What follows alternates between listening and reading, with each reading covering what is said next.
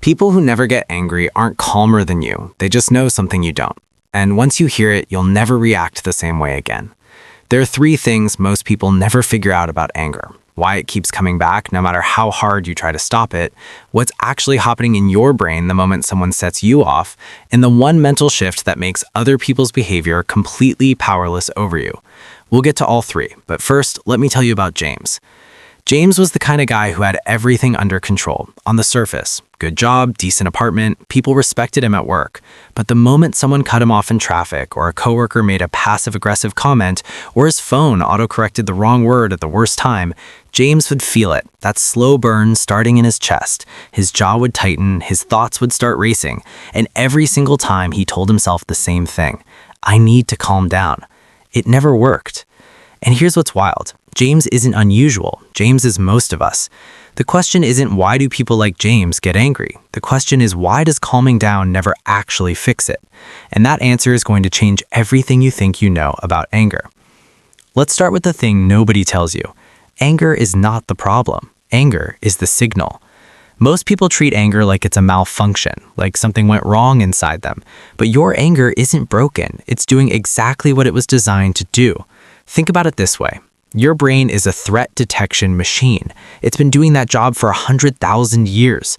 Long before traffic jams and passive-aggressive emails existed, your brain was scanning every moment for danger. And when it found danger, it triggered a response, fast, sharp, and physical.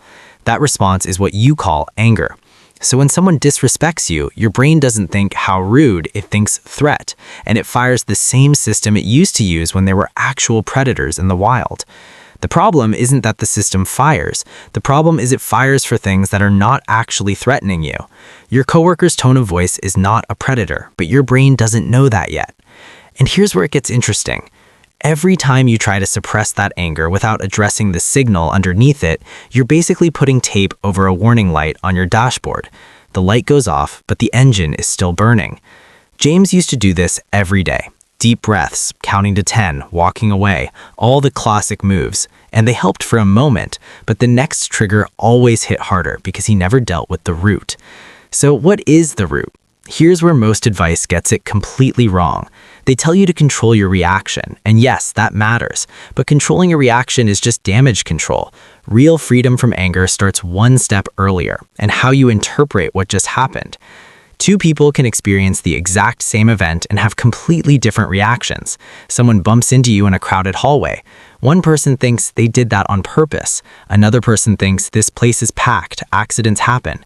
Same event, wildly different emotional outcomes. This isn't about being naive or pretending nothing bothers you. It's about understanding that your interpretation is a choice, even when it doesn't feel like one. And we'll come back to this in a minute, because the way you train that choice is not what you expect. But first, let's talk about the other person, the one who actually set you off. Here's a truth that might sting a little.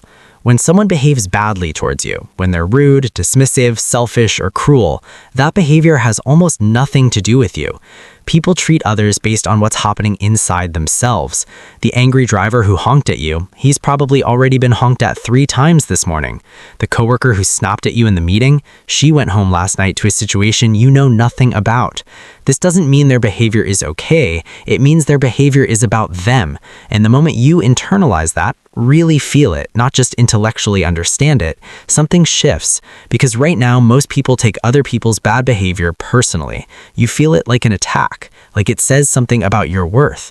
And that's exactly why it triggers you, because your brain doesn't just read it as rudeness, it reads it as a verdict on you, and the threat system fires. But when you stop taking it personally, when you genuinely understand that their behavior is their own internal storm spilling outward, you stop being in the path of it emotionally, even when you're physically in the room.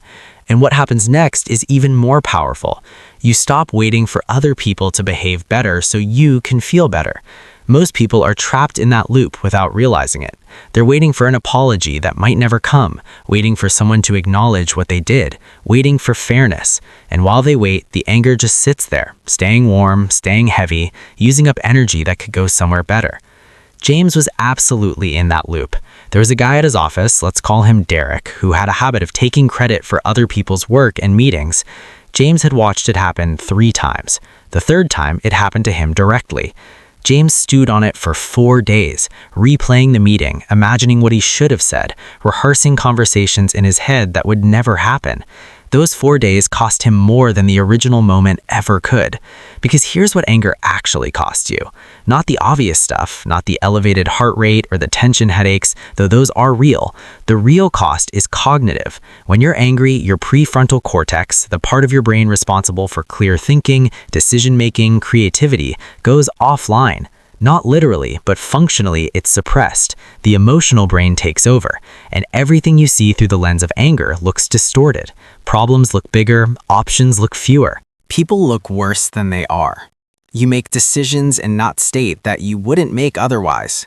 You say things you can't take back. You miss solutions that were sitting right in front of you. The anger that feels like it's protecting you is actually making you less capable of handling the situation that triggered you. And this next part is the one nobody talks about. The thing that keeps anger alive isn't the original event. It's the story you keep telling yourself about the event. The moment something happens, your brain starts narrating it. And that narrative, not the event itself, is what you keep re-experiencing every time you think about it. James didn't keep getting angry about Derek taking credit. He kept getting angry about the story he told himself afterward. The story that said, Derek thinks I'm a pushover. The story that said, nobody in that room respects me. The story that said, this is always going to happen to me.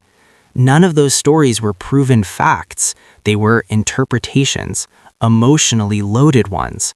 And every time James replayed the event, he replayed the story and re-triggered the same emotional response. So the question isn't just how do you handle the moment of anger? The question is how do you interrupt the story that keeps the anger alive? And here's the shift, the real one, the one that changes everything. You have to separate the fact from the meaning. The fact was, Derek spoke about a project and a meeting without acknowledging James' contribution. That is the fact.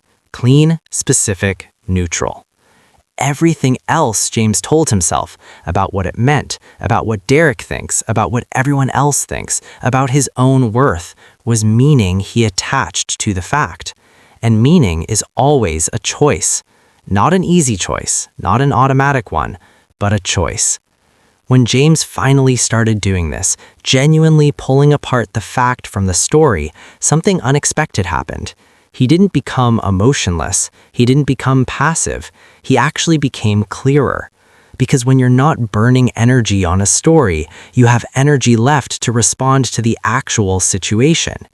James went to Derek privately and had a direct conversation. No drama, no rehearsed speech, just clean, factual, calm. And the problem was addressed, not perfectly, but enough. That outcome was only available to him once he let go of the story. Now here's the part that ties everything together. Remember when we talked about interpretation being a choice, and I said training that choice is not what you expect? This is that moment. Most people think emotional control is about willpower, about white-knuckling through the anger, gritting your teeth and choosing not to react. But willpower is a finite resource. It depletes and it fails under pressure at exactly the worst moments. The real training happens in the quiet moments, not when you're triggered, when you're calm. It happens in the daily practice of questioning your interpretations before anything even goes wrong. It's asking yourself about small irritations. Is this fact or story? It's noticing when you're taking something personally and asking, is this actually about me? It's catching yourself telling a disempowering narrative and deliberately replacing it with a neutral one. Not a fake positive one, a neutral one. This person is having a bad day is not toxic positivity.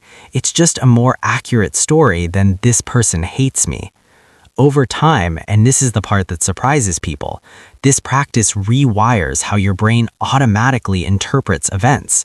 You start responding to triggers with less voltage, not because you've suppressed anything, but because your brain has genuinely recalibrated what counts as a threat. James told me, and I want you to hear this because it's the payoff, that the biggest change wasn't that bad things stopped happening. Derek didn't suddenly become a good person. Traffic didn't disappear. Thoughtless people kept being thoughtless. The change was that those things stopped having power over his internal state. Not because he didn't care, but because he stopped making other people's behavior the judge of his peace. And that is the thing. That is the whole thing. Your peace cannot be something that other people can take from you. The moment it is, you've handed control of your life to whoever happens to be in a bad mood that day. You deserve better than that. And now you have the map. Anger is a signal, not a malfunction. Other people's behavior is about them, not you. The story you tell is where the real damage lives, and the training happens in the quiet moments, not in the fire. Watch the next video on this channel. The one coming next goes even deeper into the mental patterns that keep people stuck, and most people have no idea they're running them. You're already ahead of most people just by watching this far.